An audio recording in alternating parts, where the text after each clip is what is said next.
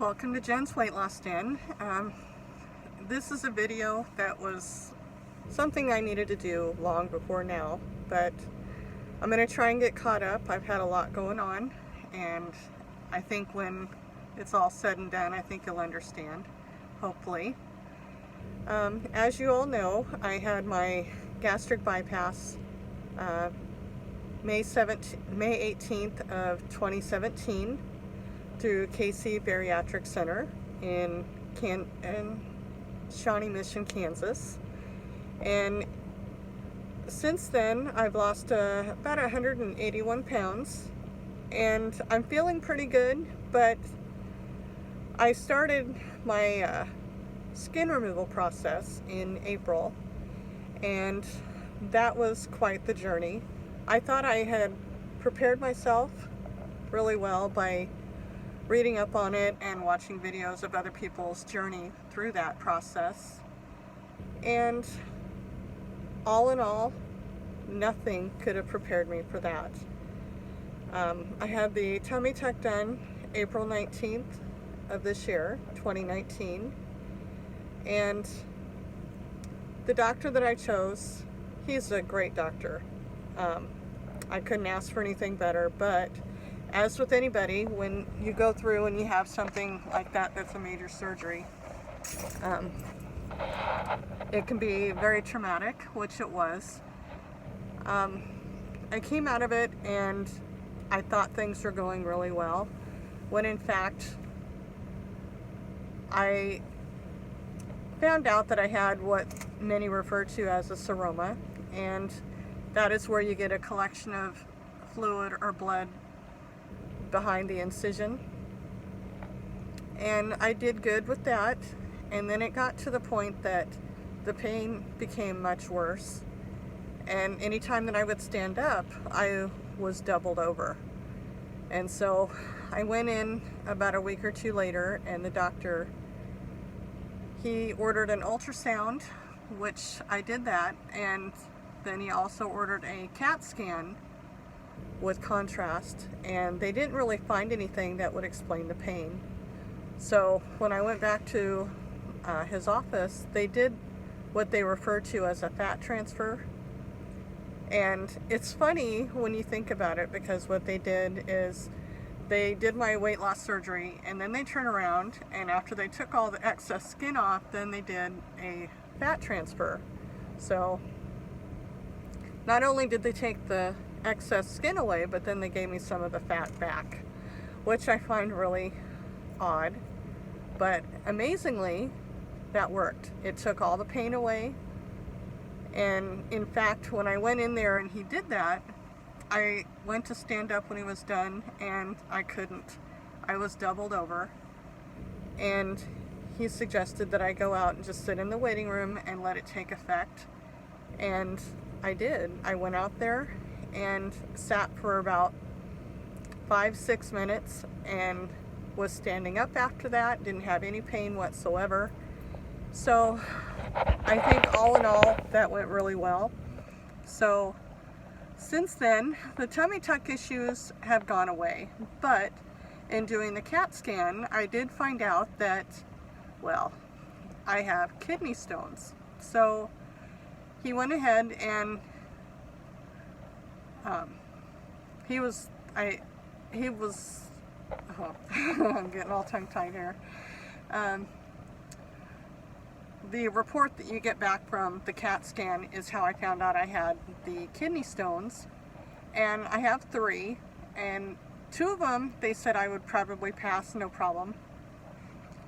The third one, that one is significantly large, and in fact they said that one was 6.5 by 3 centimeters, and I was freaking out because I was like, there's no way I'm going to pass a golf ball. Not going to happen. So I made an appointment with the urologist after I got my doctor's referral, and I went in and saw him, and we're going to do a 24-hour collection, and with that they'll tell me if I need to make any changes to my diet or what else they are going to suggest that I do to get rid of the stone or help it to pass. I don't know what they're going to do yet. So that went fine.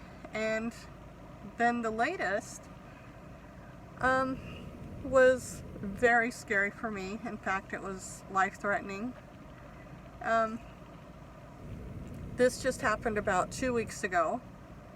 And in doing all of that, I had fixed a nice dinner on the Instant Pot. I don't know if any of you are familiar with that, but I fixed Italian sausage and peppers and onions in the Instant Pot, and then mixed it in with cheese and stuff like that, and it turned out really good. It was a little spicy, but it was good.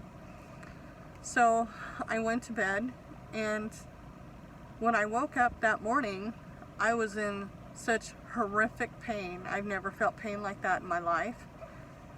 And I got up, I took a stomach pill, which is omeprazole. I don't know if you all are familiar with that, but it's actually a stomach ulcer medication. When you have gastric bypass or weight loss surgery, they say that you're more prone to stomach ulcers. So I took one of those, and then I went to bed. I laid back down for a while after I called in to work, and I said, I'm going to be late. I can't come in like this. So I laid back down and fell asleep for a little bit, and then I woke up and I actually had stabbing pains in my stomach. And I tried everything. I went in, drank some milk. I TMI, sat on the toilet for a little bit, hoping that maybe something would happen. Nothing did. And at that point, I was like, I'm going to go to the hospital. I'm going to have my son take me up to the hospital. But I was nervous about going. I thought, for sure, I'm going to get in there, I'm going to fart or something, and they're going to send me home. Just gas, sorry. Well, that wasn't the case. They had me do another CAT scan, and this one was with the contrast dye, and I had only been there for a little bit. They had given me an IV and they gave me morphine, and honestly, that didn't even take the edge off the pain. It was horrendous pain. Well, it turned out that what had happened is that I had a perforated bowel. So up underneath the stomach where they reconnect after they reroute your stomach and your intestinal tract, up underneath where the stomach attaches to the small intestine is where the perforation happened. So the doctor had come in and he told me, you need emergency surgery. And I was scared. I didn't have anybody there. I called my husband and I told him what had happened, and he called the kids and had them go up to the hospital. So I was up there, I had my surgery, and after that I was in there for about 4 days, actually 5 days, 4 nights, and I feel better now. But if you've ever dealt with anything like that, it's really scary, because when I looked up on it and I found out exactly what had happened, I could have died from that. It just opens your eyes, and you take every day as it comes, and you are thankful for what you have. So the doctor had just told me, like within the last 3 weeks maybe, that I no longer had to take the omeprazole, that my stomach ulcers were gone. Well, no, they're not. In fact, before the surgery and when the perforation happened, that's when they told me that it was worse. So always make sure that when you do have something like this, and as far as the weight loss surgery, before they actually just assume that everything is okay, have them do tests on you to make sure that everything's okay and not just assuming. Because even though I'm grateful for the outcome that I had and that I survived that, you may not be that lucky. So I am going to try and include some photos before and after shots as far as the tummy tuck. I really think that things are going well now. I'm healing up really nicely, so I have no complaints with that. But it's been a rough road. So I want to thank you all for joining me, and I'm so sorry that it took me so long to put out a video. So I hope you'll continue to follow me on my journey, and if you like, please subscribe, and I will talk with you again soon. Thank you. Bye.